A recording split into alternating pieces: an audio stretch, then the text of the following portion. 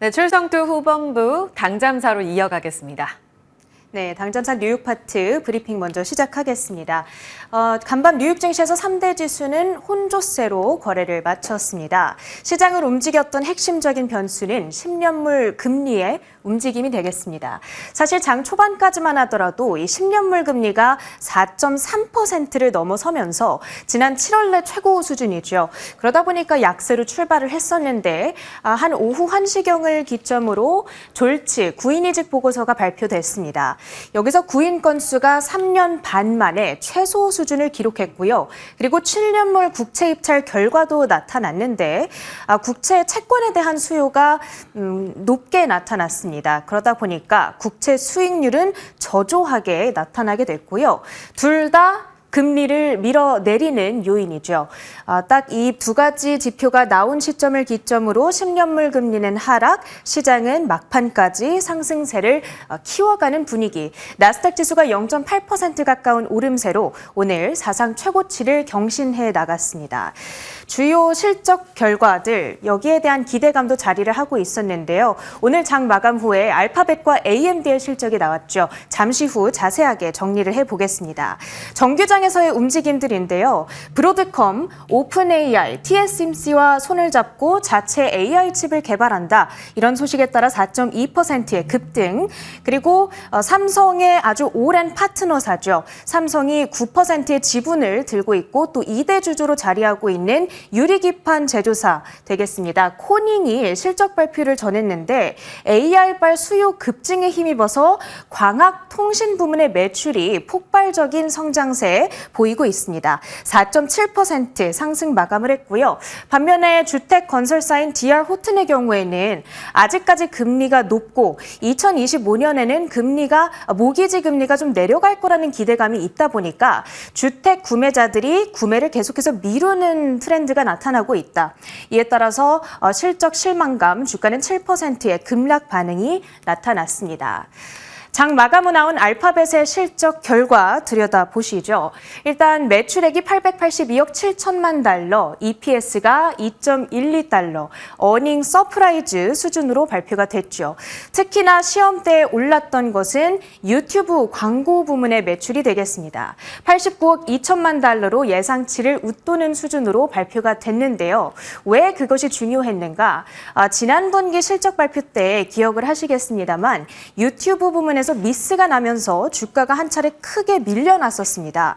그리고 실제로 그 이후에 M7 또래들의 이 주가 퍼포먼스를 보면 가장 아래에서 부진한 성적을 기록하고 있는 것이 바로 알파벳이 되겠습니다. 지난 분기 실적 이후로 주가가 8% 정도의 하락 흐름을 그려가고 있는 상황이었는데요.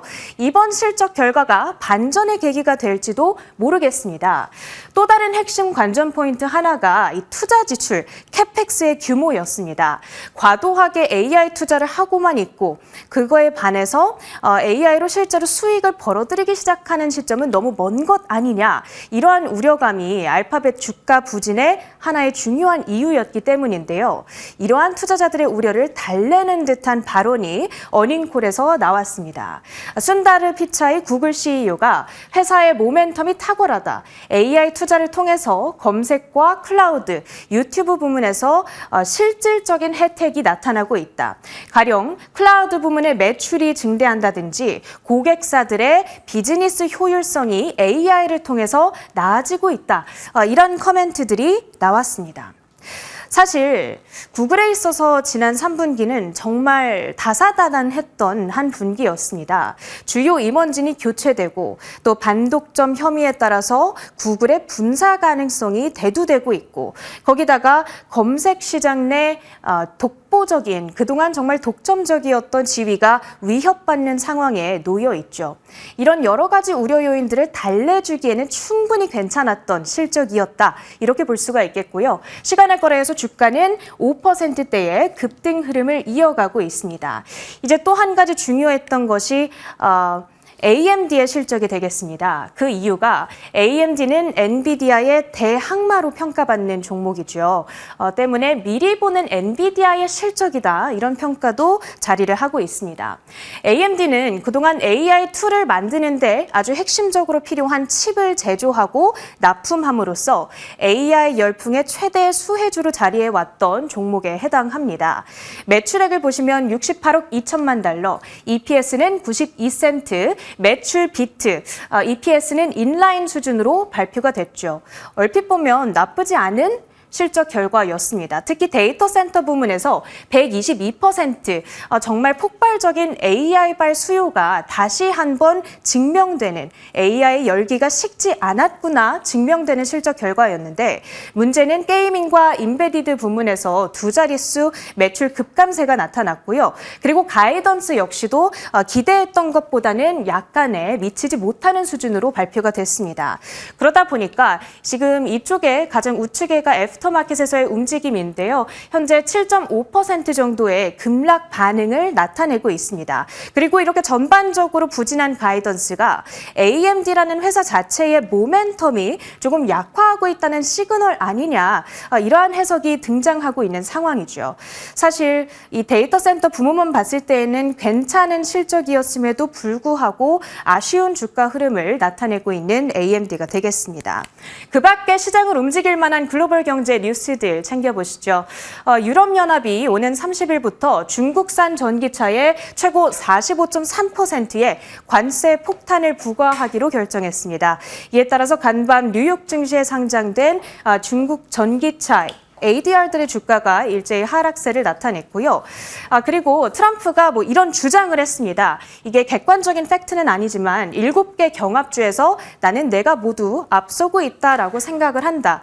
그리고 실제로 지금 주식시장에서는 트럼프의 이 당선 가능성이 거의 확실시 돼가고 있는 듯한 트럼프 트레이딩이 나타나고 있는 모습이죠. 간밤에도 비트코인 가격이 급등세를 나타냈습니다. 한때 7만 3천 달러 선을 넘어서면서 역대 최고가에 근접해가는 움직임이 나타나고 있으니까요. 오늘 관련한 테마 우리 증시에서의 움직임도 주시를 해보셔야겠네요. 지금부터는 서울 전략 챙겨보시죠. 네, 간밤의 분위기가 잘 마무리가 된 듯합니다. AMD가 급락해서 조금 아쉽긴 하지만 알파벳의 호실적, 우리도 긍정적으로 받아들일 수 있을지 이 부분 같이 포함해서 정리해 보겠습니다.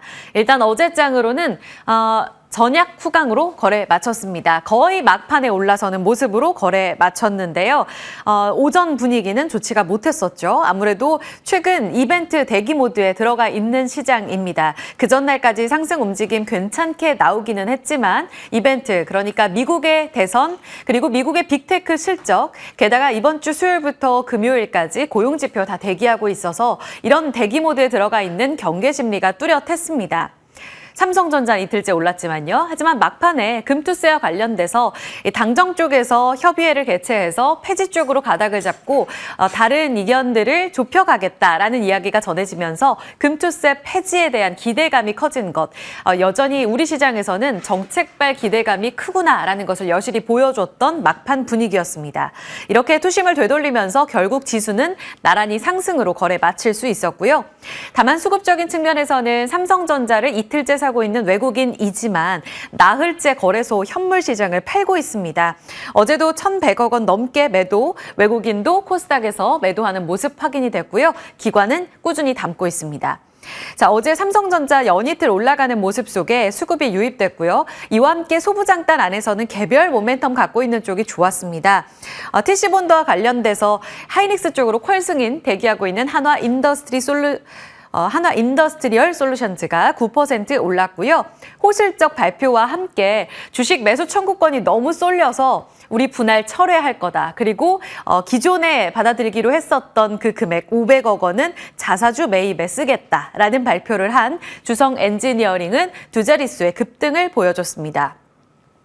트럼프 트레이드가 어제도 시장의 중심권 안에 있었고요. 기존에 움직였던 큰 대형주보다는 어제는 중소형주 쪽으로 물줄기가 많이 흘러갔는데요. 방산 안에서도 그러했고 트럼프 트레이드 테마 쪽으로 움직인 STO, 코인, 그리고 CBDC는 개별적으로 하는 쪽에서 기술 검증에 들어갔다는 내용 속에 테마단 안에서 움직였다라는 측면에서 같이 담았습니다.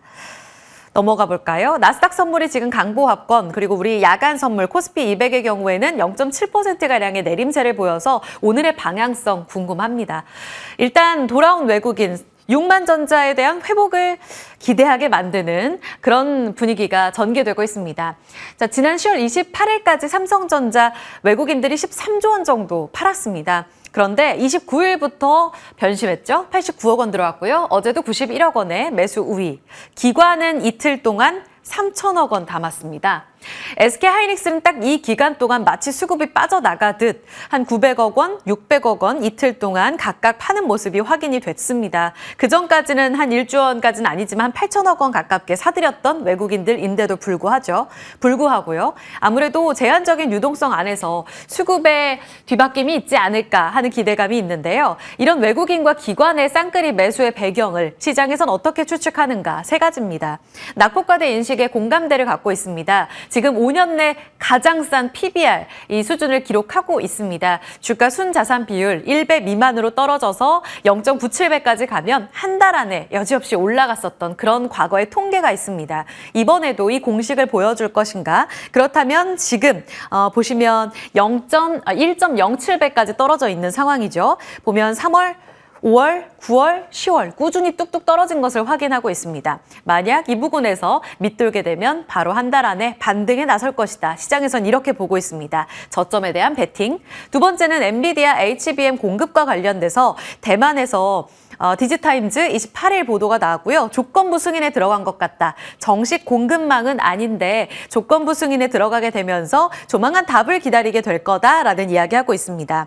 그도 그럴 것이 정말 미친 수요다라고 젠슨 황 CEO가 이야기를 할 정도로 엔비디아에서는 빠르게 이 공급을 좀 수월하게 해줄 공급사가 필요한 상황입니다. 그래서 아마도 지금 샘플을 제공하고 있는 삼성전자가 8단 혹은 12단 조건부 승인에 들어갔을 거다라는 기대감이 있어요. 31일자 컨콜에서 발표가 나오지 않을까 기대감이 있습니다. 세 번째는 인적 쇄신. 자체적으로 전영현 부회장이 사과문을 제출하고 나서 이제는 수장 교체, 사과, 그 다음에 혁신을 보여줄 때다. 희망퇴직 대대적으로 진행하면서 인력 이동이 있다고 하는데 이 부분도 그 다음 넥스트 삼성에 대한 기대감을 높이는 수급의 배경입니다. 승자 독식인가, 지배력 위협인가. 지금 보시면 삼성전자고요. 하나 인더스트리얼 솔루션즈입니다. 아래 보면 삼성전자 바닥권에서 지금 7%가량 이틀 동안 올라온 부분 확인하실 수 있고요. 반면 이 수급이 앞서 말씀드린 대로 SK하이닉스에서 빠져나건 건 아니냐라는 시각들이 나오고 있습니다. 하이닉스가 딱 같은 기간 동안 7% 정도 빠졌기 때문입니다. 그리고 동시에 이 둘은 HBM 공급사의 이 MS 싸움에 들어간 두 기업이라고 한다면 그 위에는 SK하이닉스 쪽으로 TC본더 장비 공급하는 한미반도체와 한화인더스트리얼 솔루션즈입니다. 같은 기간 한화인더스트리얼은 23일부터 37%나 올랐습니다. 23일까지 급락을 보였었는데 이때 TC본더 하이닉스 쪽으로 퀄 승인 들어갔는데 지금 실패한 것 같다라는 내용으로 급락이 나왔었죠. 하지만 이내 반등하며 40% 가깝게 반등했고요. 10월 17일부터 한미반도체는 원래도 안 좋았는데 이때부터 더 가파르게 21%가량 어제까지 빠진 상황입니다. 묘하게 수급이 뒤바뀐 것으로 예상이 되면서 지금 MS를 뺏으려는 자 그리고 뺏기지 않으려는 자 이렇게 나눠져 있는 상황입니다. 그렇다면 간밤에 나온 알파벳의 실적 발표와 AMD의 실적 발표를 오늘 우리 시장이 어떻게 소화하는가가 매우 중요할 겁니다. 가장 중요한 건 자본 지출이었는데 앞서 이야기가 나왔죠. 3분기에 130억 달러 지출 나갔는데 4분기 비슷할 거라고 분기 가이던스 제시했고요. 내년은 구체적인 숫자는 아닌데 올해보단 더 많이 자본 지출 늘릴 거다. 수요가 좋다는 뜻으로 해석을 할 겁니다. 그런데 숫자가 안 나와서 내일 정규장에서 알파벳의 주가는 반드시 확인이 필요하겠고요. AMD도 또 하나의 뺏으려는 자 중 하나입니다. 엔비디아의 이 승자 독식을 빼앗아 가려는 AMD. 하지만 쉽진 않은 상황이죠. 시간의 거래에서 AMD는 7%가량 급락하고 있는 상황입니다. 최근의 분위기는 뺏으려는 자들이 조금 더 가져가고 있는 상황인데 알파벳과 AMD의 실적 발표, 그 이후의 향방도 주목해 보셔야겠습니다. 그리고 방산이 될 수밖에 없는 그 이유, 종목 선별에 대한 팁도 잠시 후 개장 중계에서 살펴볼 텐데요. 미국 대선은 누가 돼도 군비 확장으로 간다. 그러면서 K방산 쪽으로, 글로벌 방산 쪽으로 돈이 들어가고 있고 우리는 가성비 쪽으로 경쟁력이 좋기 때문에 아마도 경쟁력이 계속 부각될 거다. YTD로 본다면 이렇게까지 올라왔습니다. 압도적으로 10월 18일부터 22일까지 신고가를 쓴 한화 에어로스페이스, 현대로템, 넥스원이 가장 강력하고요. 그런데 지금 뒤따라가고 있는 한국항공우주, 한화시스템의 상승률도 10% 이상으로 치고 올라오고 있는 상황입니다. 지금 들려오고 있는 소식에 따르면 북한이 정찰위성 재발사 준비 중이다라는 이야기도 있고요. 지금 연내 자폭드론 우리 준비한다. 내부적으로도 이런 이야기들이 있죠. 북한군이 이미 우크라전에 투입이 됐는데 일부 NGO 단체에서 한 명을 제외하고는 좋지 못한 결과가 나오면서 사망했다라는 보도도 현재 외신을 통해 전해지고 있습니다. 계속해서 진화적 리스크는 고조될 가능성이 크고 트럼프 트레이드 그리고 해리스 누가 돼도 좋고 더불어 실적도 좋은 상황입니다. 이번까지 나온 현대로템, 한국항공우주, 한화시스템 모두 다 컨센을 상회한 상황, 게다가 플러스 알파로 수주 모멘텀 대기합니다. 중요한 건 순환매인데요. 앞서 보신 것처럼 빅4 그리고 그 안에서도 주도했던 빅3 이 종목들이 10월 중순에 다 신고가를 경신하고 지금 주춤합니다. 이 위에서 놀고 있는 세 종목이죠. 그런데 딱 10월 16일부터 자금 손바뀜이 이뤄지는 듯한 모습이 확인되면서 지금 초록색으로 보이시는 차트가 한국항공우주예요. 10월 18일부터 가파르게 올라오고 있습니다. 풍산, 한화시스템 마찬가지로 이 딱 중순부터 이들이 신고가에서 흔들릴 때 반등을 주고 있는 종목들입니다. 중소형주 안에서도 S&T 다이나믹스가 82% 가면서 코츠 테크놀로지와 i3 시스템이 뒤따라가는 형국을 보여주고 있는데요. 그렇다면 방산이라는 큰 테마에 공감하고 있는 분들은 지금이라도 후발주자의 키 맞추기에 베팅을 해야 하나라는 고민이 들죠. 전략은 어떻게 짜봐야 될지 중계에서 더 이어가겠습니다. 간단하게 이 포인트는 체크만 하시면 좋을 것 같아요. 어제도 한미사이언스, 고려아연 급등 랠리 이어졌고요. 티웨이 항공을 둘러싼 경영권 분쟁, 모비스와 관련된 지분 이야기, 여기에 플러스 알파로 레몽레인과 동서가 그 후발주자로 이야기가 나오고 있습니다. 동서식품을 두고 지주사인 동서, 사촌, 형제 간의 경영권 분쟁이 이어지면서 한 달간 23%의 상승세를 보여주고 있는 흐름입니다. ING라서 지켜보셔야 될 것 같고요. 레몽레인 같은 경우에도 제작사인데요. 이 드라마 제작사에 대해 김동래 현 대표와 최대 주주인 배우 이정재 씨, 정우성 씨 한 편이 되어서 지금 내일 경우에는 임시 주총 열리게 되는데 사내 이사를 현 대표로 가느냐, 최대 주주로 가느냐에 대해서 결과가 나올 것입니다. 내일, 오늘 이벤트 있기 때문에 경영권 분쟁도 체크해 보셔야겠습니다. 브리핑 여기까지 살펴보겠습니다.